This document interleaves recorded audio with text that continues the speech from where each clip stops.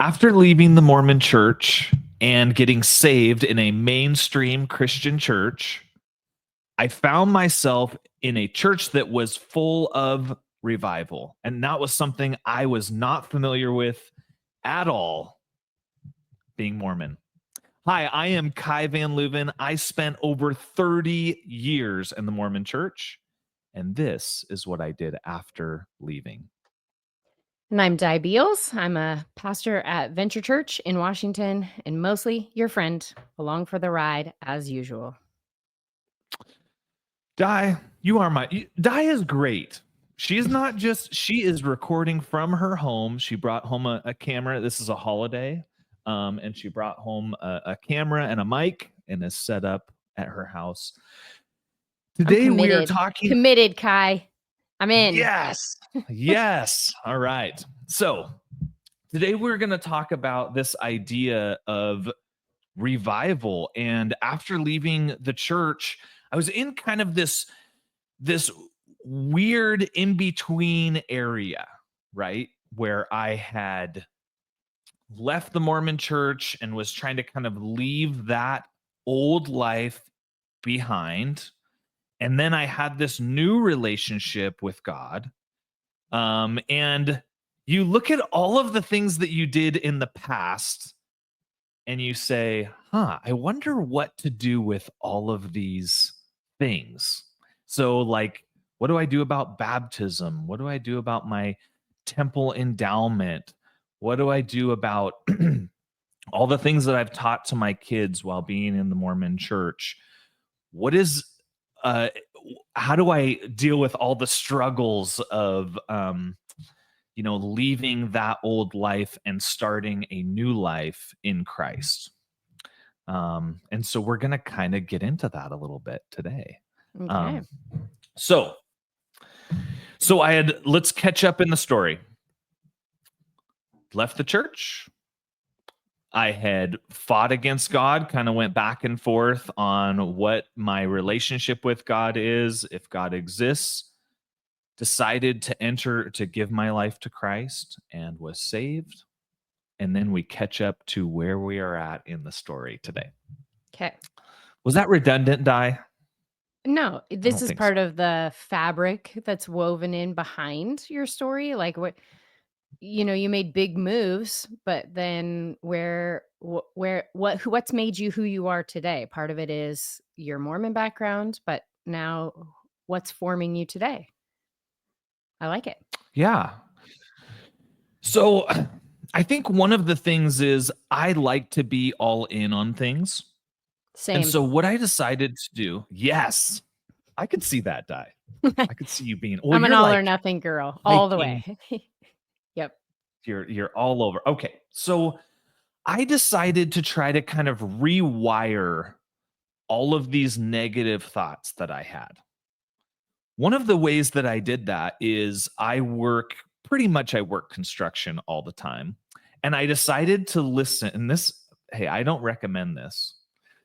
Maybe I do.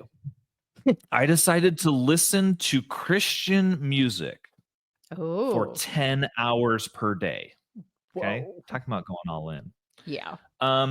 Just as a way to kind of drown out a lot of these negative thoughts that I had. And if you're familiar with the story of where I came from and where I was at, if you're not, feel free to listen to some of the earlier episodes. But I wanted to drown out all of those thoughts and become fully immersed in this Christian lifestyle that I had chosen. And so I remember listening to Christian music, listening to the Bible on, through audio, doing all of those things, like I said, 8 to 10 hours a day. And just to try to kind of drown out the negative thoughts that I had. And I'll tell you, it was a really good experience for me in my life. Like, it was very healing to try to fully be immersed in this and fully live it. I also listen to the Bema podcast quite a bit. So that's BEMA. You can Google that, or we could put it in the show notes. It's a great podcast. Marty Solomon, who came and spoke at Venture Church. And so I was in this state of, I would say, revival. And I was trying to be revived. I was trying to put some life back in myself. And so I'm doing this. I'm fully immersed in Christianity, and just trying to kind of find out where I fall in this whole thing. And at the same time, your guys' church, Venture Church, or maybe the charismatic Pentecostal movement, is also experiencing revival. Di, can you talk about like what that means? Like, what is revival? Because as an ex-Mormon, or even as a Mormon, I had no idea like what that means. Well, I think if I give it the stereotypical definition first and then maybe modify it, the stereotypical picture that someone gets in their head is this crazy, wild, charismatic church where everybody is jumping up and down during the singing portion and the services go hours. Maybe you've watched, someone out there has watched like the Christian Broadcast Network, TBN, and they've seen all kinds of weird stuff where people, are crying or laughing or falling all over the floors or laying on the floors or whatever. And, I just like to say the human reaction to the presence of God is all over the place. But I would actually modify that definition, because to revive something, it has to have already been alive and sort of died or started to die or fall asleep. And so it's a reawakening. So at Venture, through our history of 20 years, we've seen moments or segments of time where physical healings are more prevalent, or people are finding Jesus in a large volume, or something unexpected, like, we have a message, and then at the end of the message, we offer an opportunity for people to respond, and they respond in droves, and then they don't want to leave. That's kind of more what Venture has experienced. A lot of people finding Jesus, a lot of people hungering for more of God's presence in their life to overcome depression, addiction, loneliness. It's brought life inside of them. Really, literally, they are alive now because of Jesus, not because of themselves. And I would just add to that, I think, part of our relationship with God includes prayer. And that tends to be where most followers of the Lord are really anemic or apathetic. Prayer is just sort of this, well, I mean, I pray when I need help, or I say a 5-minute prayer every day, or I pray before my meals, but that is a little anemic, lacking in power. And so there's this like renewed desire to talk to God and know him. How's that? How's that for?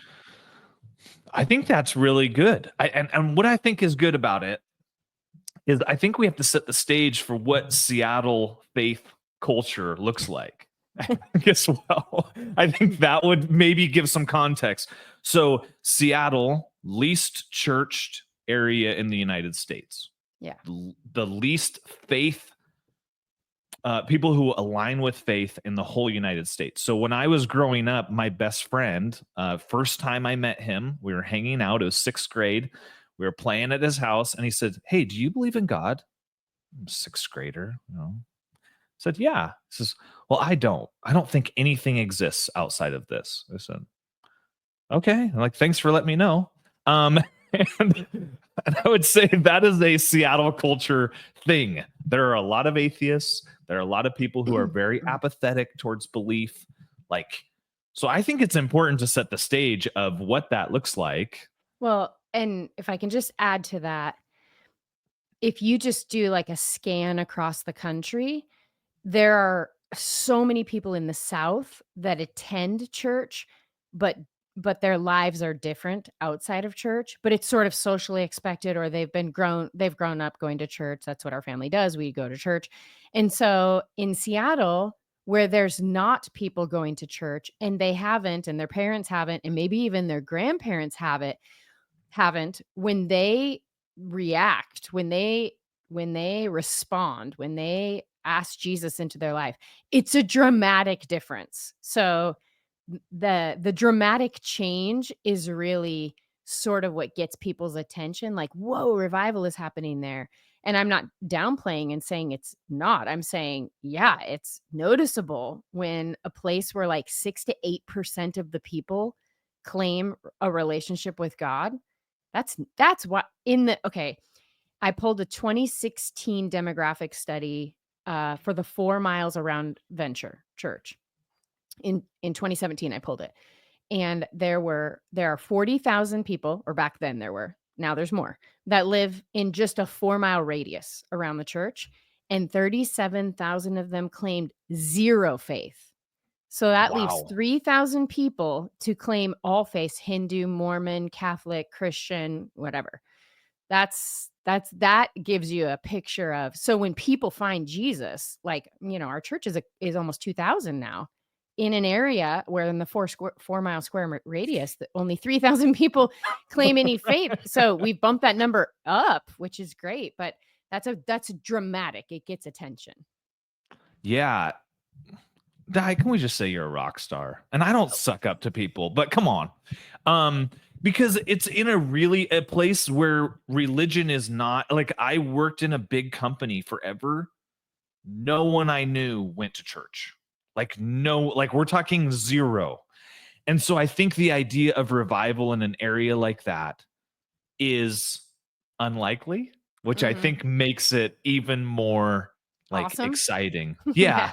And I even look at myself, like me becoming religious again or being in a relationship with anything outside of what I could see, I would say at lots of points in my journey was also unlikely. Mm. So I think so I'm in this phase where I'm really trying to immerse myself in Christianity after being saved. And I'm coaching a lot, and I think it's important to pick up in the story. I'm coaching a lot as a way to kind of help myself through this time. So I'm a wrestling guy. I'm coaching a lot, and we're going to pick up into a really good story about something that I feel is a miracle that happened as I'm coaching and later on that night. So there was kind of this revival that was happening, and I like the way that Di paints it, maybe as a person who sits in the pews. They don't have pews.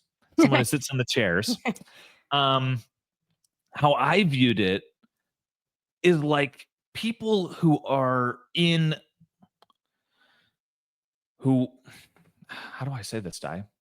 People who have like high profile jobs, adults, that have, big tech jobs that have, all of these things are like moving in these miraculous ways and and wanting to experience God more and more. And you're seeing that like week after week, and a church that is completely packed all the way out the door, parking lots full in an area that does not church people.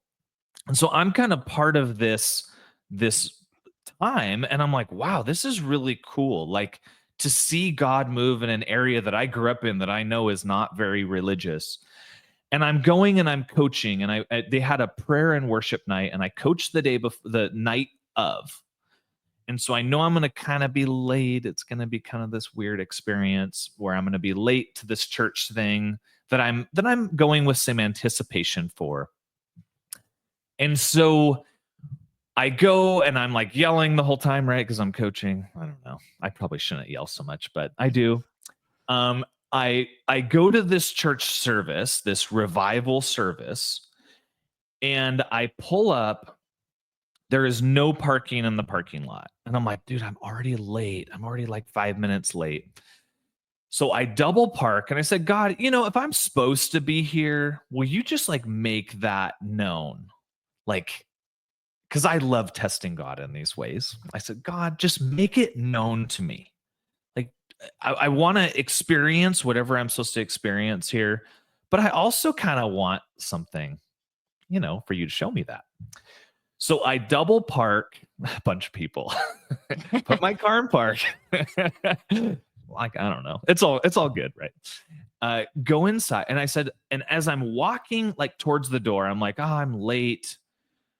But I said, God, if you want to show up here, have this song, I Speak Jesus, be the song that's playing as I walk in. I'm like, oh, okay, maybe that will happen. I walk into the auditorium. I put my hand on the door, and the first note starts playing on the song. I'm like, yeah. God, right on. Let's go. So I'm like, gosh, that's kind of a cool sign. And I said, God, thank you. Like, I was looking with anticipation of experiencing something, and that like totally happened, which is really awesome. Yeah. I walk in, I find my wife because she's obviously there on time, right? We took separate cars. I sit with her, and I'm just like, and it's packed. Like, how many people can you guys fit in there? In your Nah, 700 roughly. what? It's that Mhm. high? Oh my gosh. 680 probably, but yeah. Yeah, so we're talking like a Wednesday night. Mhm. Um, Wednesday nights, we take out, like, the first 2 rows of chairs so people have a place to respond. So let's say there's 650 in there. I thought it was like 300, like in Well, all it probably honesty. I wasn't didn't totally full. No, it was full. Oh, It was well, full, standing room only, all that stuff. I mean, it yeah, was like packed, packed. Okay. great.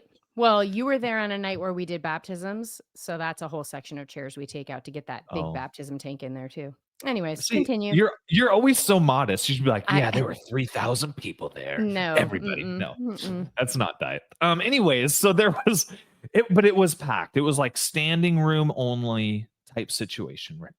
So I find my way in there next to my wife, and it was like you could like it was very electric, like you could feel God's presence in the room. And I was just like there, and I was like, you know what, God, if there is something, and it was hosted by yours truly, Di Beals, and Di was up there talking, and she's like, if you came here to receive something, pray to the Lord, and maybe, he'll answer. I know he'll answer, something along those lines. So I said, okay, God. So I prayed, and I didn't really have anything in my mind. Like, I didn't really have anything that I came with. I just came wanting to experience. And so I remember praying, and kind of, when you're praying and you're kind of like, you don't have any agenda, you don't have any like purpose. You're just like, I don't know, like, God, I'm here. I just want to be a vessel for you. Like, I just want to be like, that was the term that came to my mind. I'm like, I don't really use this term very much, but okay. I want to be a vessel for you. I want to like know you better, and reach people around me who are hurting like I was. I want to just be a vessel for you. Simple prayer, put it out there. Then Di Beals gets on as the host and says that exact word, vessel. Like, we're all here as vessels of Di, do you drop that often? Are you a vessel dropper? I No. I didn't even know I said that, but I believe you. Okay, so Di throws that out there, and I'm like, okay, well, there you go. And so I felt like this just heightened connection with God in that moment of like, oh, wow, maybe there is something different here today. And so they go through the whole service. The service is great. You guys do like an altar call, and I swear the whole church responds. I mean, it's like everyone comes up. And if you haven't seen this, it's a very cool experience. It is not weird. It is not like, it's just a sovereign move of God where people say, hey, I just want to know God better. Mhm. It's genuine. It's genuine. It is not for show. It is not for theatrics. It's literally just people saying, I want to experience God. And especially in a godless place, or in a place where people are going through stuff. Mhm. Um, I think it's really powerful. So there's just this whole flood of people moving, um, and they had baptisms, and these baptisms are planned, right, Di? Yeah. Yep. Mostly. These There baptisms are lots of unplanned ones that jump in, but yes, we start off with planned people. Yeah, so people say, "Hey, I wanna renew my relationship with Jesus. I just found a new relationship with God, and I want to, renew that through baptism." I think this is really important. Maybe we'll get to this on the back end of this. Let's just tell the story, Kai. So, I'm watching these baptisms, and mind you, I am fully dressed like in church-ish clothes, brand new pair of pants on. I wanted to look snazzy. I have a new shirt on, and people are getting baptized. I'm like, not like one or two people. I would say, I don't know, 15 people, Yeah, maybe more. I think that night was a pretty high number, yeah. Yeah, and people just genuinely wanting to people renewing their I think your daughter got rebaptized, I wanna say, or and her husband?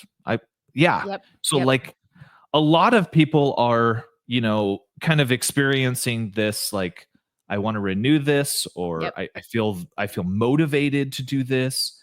Um, and so I'm standing there and I'm watching it, and I'm like, "Yeah, it was a great service," and I'm watching it. And I'm kind of thinking in my mind about this time, and I'm like, Kai, you've kind of been through all this stuff, and you really want to turn the page on your life. You should probably just be baptized like right now. And I'm just and it wasn't prompted. It wasn't like Di wasn't saying, "Hey, Kai, no one was working on me. No one was saying anything to me. It was just me standing there and watching this." And it's like, Kai, you really need to turn the page on all of Mm, that and walk this new life with Jesus. And I'm like, I'm not prepared. Like nobody knows this. Nobody knows this internal, wrestling and struggle that I'm like thinking about doing this. And thankfully, our good friend Sean King was there, and he's watching, and I'm standing there, and I said, Sean, I just feel that I need to be baptized. He's in full clothes. I'm in full clothes. And I was just like, I just think it's something like really important. So this spontaneous event where I asked my friend Sean King to baptize me. And I'll tell you, this was like a very like beautiful moment for me. Those who are in the Mormon church kind of know the symbolism of baptism, like that it is death and burial of your old life and then becoming new. mhm, And so at that point I was like, yeah, like this is something that I want for my life. And so here we have a picture for those of you who are not just listening. Um and this is me saying something. What's really beautiful about this picture is we have the kids pastor that I love, Haley mhm. here. We have Sean King in the background who ended up finding a shirt, I think, in the back, so that he could baptize me. And then we have Morgan Butcher. Like all of these people who are, I feel like are part of my family, are there. And I was not anticipating this during that day, but I'm so grateful that there was just this environment that Mm. was there where I said, gosh, I just want to like turn the page and move forward. And so spontaneously with a brand new pair of pants and dressed up. Hey, for those of you who are looking, I'm a really ugly crier. And so, hey, you get to see that in the picture too. On the bright But side, there's no chlorine in that tank, so it didn't ruin your clothes. it didn't ruin my clothes. So, hey, that's good. Um, but I just made this decision to become new in Jesus and to be baptized. And so my friend Sean King baptized me, and it was really just such a beautiful experience and such a beautiful moment. And I felt like I had left a lot of things behind with that moment. I felt Mm, like this was part of my reprogramming of negativity and nihilism was left, at that moment. mm. And I don't know, I'm so grateful for like that experience and the people who were involved, in that, and that God really showed up, right? That Yeah. I said, "Hey, God, show me that like this is something I should do," and He showed up in that moment. Oh, this is one of the greatest. Like this was one of the most pivotal and greatest moments of my conversion. Mm. Was being baptized, and it was only God who could do that. I want to talk about this a little bit. This question that I had that I didn't want to derail the story is about like baptism and what it means. Because from a Mormon perspective, baptism is like you need it for salvation. Hmm. What does that look like in like for you? Like what does that even mean? Like should somebody be baptized? Is it necessary? What does that mean to you? Like I mean, I would say because it's not spelled out in the Bible, you must be baptized in order to go to heaven. The Bible just says, I mean, Jesus says, I'm the way, the truth, and the life. No one gets to heaven but through me. So salvation is is the key to our relationship with Jesus, obviously, but eternity. Baptism, we say our language, not Christian language, but like Venture's language. We say it's an outward way of expressing what God is doing on the inside. And we do it as an act of obedience because the Bible does talk about baptism and because even Jesus was baptized and then Jesus told his followers to go and baptize people. So, but I love that if you think about it, Jesus probably didn't have signups to come and be baptized by him or by yeah. John the Baptist or by his disciples. These were spontaneous decisions, but it was a culture of that the Jewish culture was very much about ritual cleansing. And so you have to be clean before you can enter God's presence. And baptism just sort of becomes this one and done. Like, we've now entered into a relationship with Jesus. Here's the outward symbol of it. We're clean because Jesus is clean. Yeah, and I like the emphasis on it is not Required. necessary or Yeah. required. I think Yeah. it's just something that you can do as maybe an outward expression of an inward desire to follow Jesus, right? That's something that And we don't limit people. There are some Christian traditions that say if you've ever been baptized, you can never be baptized again. We don't limit people. We try to create less rules at Venture. So if God's doing something in someone's life, so you mentioned my daughter, she got baptized as probably like a 12-year-old.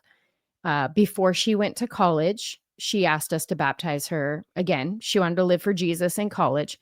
The reason that she got baptized in the day you're mentioning is because her husband wanted to be baptized. And so she just went in with him. That was just like a cool thing for them to stand in solidarity together. So, sometimes people choose to be baptized because they've been through a hard season or they feel like I want to renew my commitment to the Lord. And we just don't put a bunch of no's on things. We just say, sure, if you want to get baptized again, there's no harm in that. yeah. It's my favorite thing that I do. Literally of my job. It's my favorite thing. Well, do you may or may not remember this, but you were when I baptized my son, you were there. Hmm. You were Yep. Of you course were I in there remember. with us. And Yep. so, okay. Well, that was pretty early on. So I was just like, wow, Yep. that's I, kind of an interesting in our I wouldn't even say we had a relationship then. I think I sent you one email at that point. I mean, It was I very knew who you were. I knew who you were, and I okay. knew that was a big step for you. So I was gonna Yeah. stand with you. And that's part of it too, is like people are walking out this whole relationship with God thing. All of us are.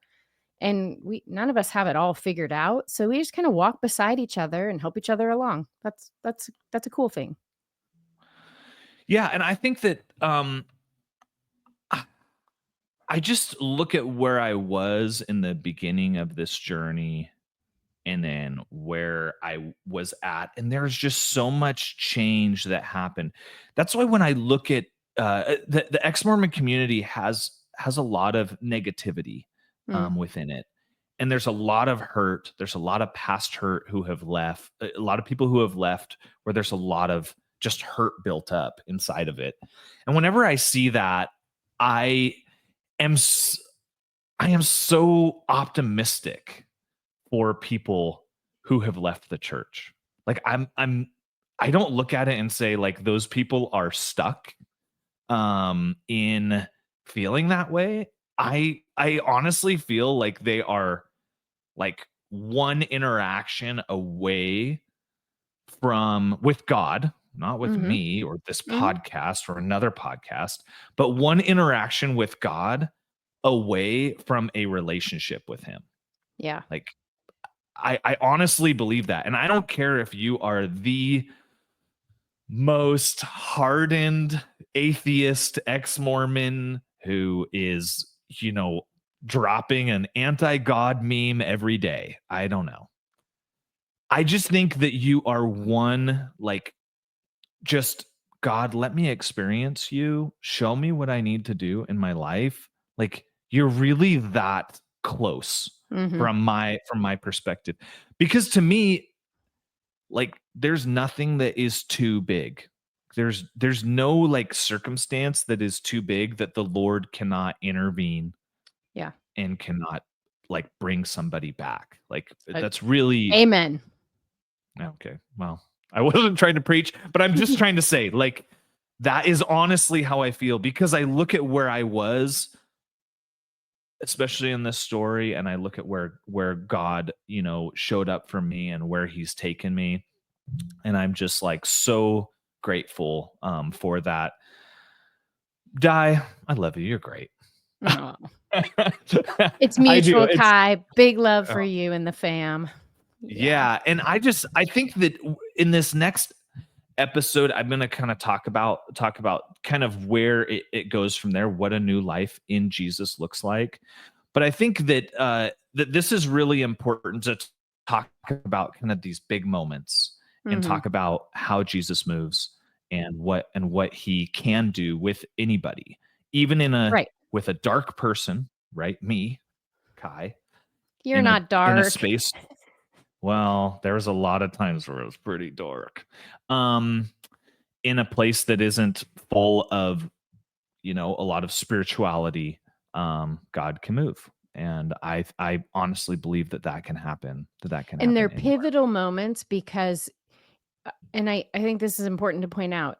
We can just sit in the same place that we've always been.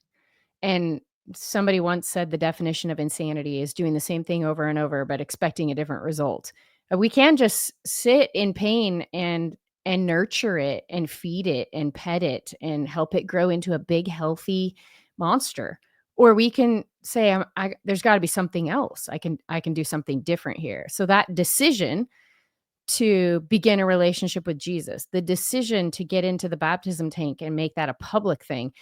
Those are pivotal moments along the way. And then what you're going to talk about next week is going to be what came after that. Look at all the life you've experienced and the freedom and finding happiness and joy again and peace and all those things that you were missing. So I think that's a cool process. Yeah, and I want to throw this out there. If there is something that I'll just be honest, I'm starting to unfollow a lot of ex-Mormon content. I'm just going to be honest. Sorry, some of these people are my friends. Um, but when I get on and I look at it, it just brings me down like a Mm, lot. Um, I think that can really be healthy in someone's journey is to kind of get outside of a lot of this negative mhm. stuff that's just gonna kind of bring you down. And I think that that's really important. If you are kind of struggling in this space, I think kind of getting outside of it. Because even for me now, like I'm like, man, I'm just not in this place anymore. I'm not in this negative, like I hate the church and I'm, you know, because it just brings me down. Like, it just puts me in a really bad space. And I Mhm. think that can even be like an act of faith and optimism for something better, is if you Well, look at what you're consuming and you say, like, for I sure. want to move on from this. Mhm. Which is why which is why you asked me to do this with you, to walk on this journey with you as you share your story. You wanted us to be a positive voice in what can be a negative space. Yeah. Yeah, definitely. And yeah, I just think it's really, really important that if there are kind of these negative voices or negative themes, maybe you're having a good day and then you listen to this stuff and it just kind of brings you down. I would encourage you to unfollow stuff. Mm, Just to like, that is an act of faith. That's an act of like, I just want to experience something different. And I would just encourage my fellow ex-Mormons to do that. All right. Well, if you have any question, like, share, subscribe. I only have to say that, right? right. But if you have any, the token, whatever. But if you have any questions or you want to send something to us, you can send us a message at jesusformormons@gmail.com. I do love getting those. I think that they're really fun for me to respond. I just, there are so many interesting people that you run into that Yeah, for makes this sure. job kind of Tell fun. us your story, And, people. yeah, tell us your story. And yeah, I guess Di, you have any parting comments, or are we kind of on the end No, of I'm this guy? excited for next week. I'm excited to talk about what happens when you make a positive step or a healthy step or "Oh, I'm going to trust you and see if you're real, God, and what happens in my life. I'm here for it. Let's do it. Let's do it. All right. Well, love you guys, and until next time.